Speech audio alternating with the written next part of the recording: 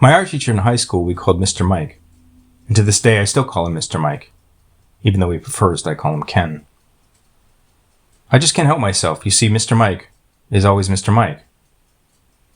He was very influential in my development as an artist and as a creative person, whereby the first day of class he'd give you an ebony 6B pencil and a kneaded eraser and then some paper, of course, and he would say something like, "It's going to take you 15 minutes to switch over into your right brain.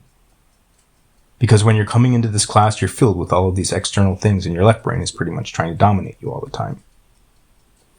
And your right brain is the one that's going to need more exercise." And of course, I had no idea what he was talking about. This coming from a man with an earring in his right ear and what appeared to be a very severely broken nose. But I learned what it meant to switch over into your right brain. And that your right brain holds no concept of time or even criticism. Your left brain is the critical side, and your right brain is pretty much all open space.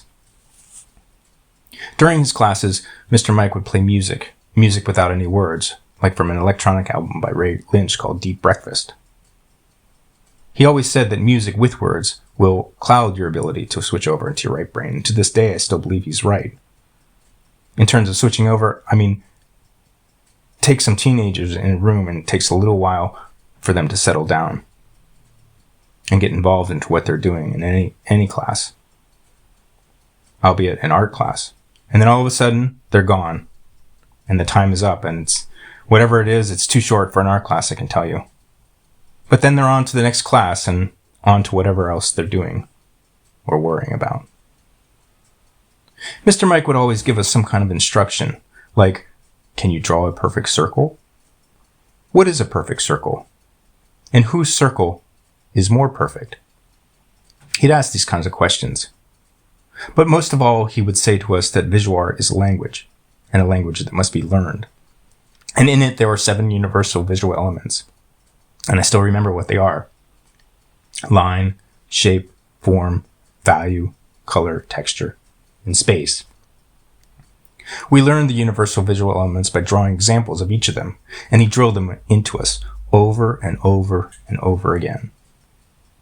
Before he was an art teacher, Mr. Mike was a quarterback for Michigan, and a tennis player and a boxer. And from these experiences as an athlete, he made up a training schedule set out for us and for our artwork. On the chalkboard, he would have an outline for what each class was going to look like, and then for what the week would look like, and then for what the year would look like. All of it done in all caps, some kind of cursive all caps too that he so frequently used. And I find myself writing in that way sometimes when I need to make a list, and I know it's because of him. He had this beautiful handwriting too. You can't even read mine, but anyway, on the chalkboard there would be these kinds of articulated points that he would have up there to make a calendar. And he would give us a goal in which we had to work towards. And then there was this beautifully drawn bulletin board up there too that was always ever present. And on it was a list of all of his past students who had excelled and been recognized, and where they had placed in an all-state competition held each year at the Bangor Mall. I wanted to be on that board, the competitive person that I was and am still today. And I remember that date came, and as that date came closer and closer my senior year, that Bangor Mall art show was all I could think about. I wanted to be in the top 3. That was my goal. But of course, our school had a lot of good artists in it. Chris Turner was one of them. And then there was Lynn Westcott and Jennifer Wadman. And we had a very strong class that year because we'd all worked with Mr. Mike for almost 4 years. But what I ultimately decided to do for that show was something a little different. And it was to paint a darkly masked tennis player who was diving for a ball. And it was like 3 images layered one on top of the other in a kind of stop slow-mo kind of thing. I thought I had a very strong use of diagonals. But I've often wondered why I chose this subject matter and why I'd wanted it to be my final piece, basically my final 2-dimensional piece of the year. And it was mixed media too. Watercolor, 6B pencil, and colored pencil. Because, I just had to make it complicated. And I didn't win. I didn't get top 3. I didn't get top 10, top 20, top 50, not even top 100. Not 150. I got in the top 250. And it really hurt me because I felt I'd put my heart and my soul into something and I didn't get what I wanted. And I wasn't judged for being excellent. And 2 of my classmates got top 3. And their pieces were very, very good. They were well crafted and that they deserved to be in the top 3. And I know now why I wasn't selected. And I still have the drawing today, and sometimes I look at it in my studio and pull it out and look at what I once was and ask myself, have I made goals to be the best that I can be? Have I made a list as to what I want to achieve? And usually that answer is no. After the Bangor Art Show in the spring of my senior year, our entire senior class did a workshop with a sculptor named Clark Fitzgerald. He was out of Castine, and we spent an entire weekend working with him. At the time, I was just getting into sculpture, and at the beginning of his workshop, we were making models out of cutout cardboard. And ultimately, I wanted to make one of these sculptures out of metal. And I chose sheet bronze. And at the end of the workshop, I was the only one who wasn't finished.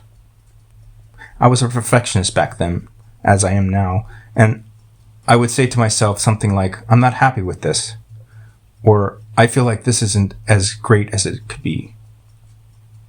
But I also needed to work on it some more. I needed to work through it some more, and I knew that it wasn't finished. So I got his number from Mr. Mike, and I called him up. I asked Clark if I could come to his studio and finish the sculpture.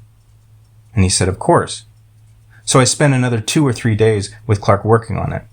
This kind of reformed, kind of Gordian knot sheet bronze metal sculpture. And I polished it as far as it could go.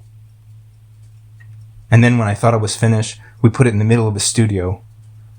And Clark turned to me and said, you know what it needs? Scale. So we made a tiny little figure and we placed it under the sculpture.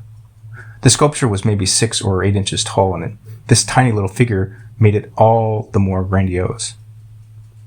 And then I decided that I would take these 2 elements, the figure and the sculpture, and then make a little environment so that they look like they were in a park or something. And then that was it. I decided it was finally finished. The last show of the year, my senior year, was at the Union Trust Bank in Ellsworth, which had always been a very supportive venue for Mr. Mike and his art program. I submitted this bronze knot sculpture into the show. Unbeknownst to all of us, and at the end of the show, the Union Trust president gave out some awards. And we didn't even know that this was happening, or had no idea that they were going to do anything like this. And it was a scholarship. I think it was $75. Didn't matter, because in any event, my sculpture was chosen as the top piece in the show. And I remember that my classmates were looking at me, some of them with a little bit of envy. And I must say that it was not like any of them to say that I'm happy for you or whatever, because we were all competitive in our class and we all wanted to be the best. But I remember finally going home that day after the show and feeling so great about it. And that was when it first fostered my love of sculpture. And how that feeling felt, that feeling I had that I had accomplished something. And that's a feeling I will never forget.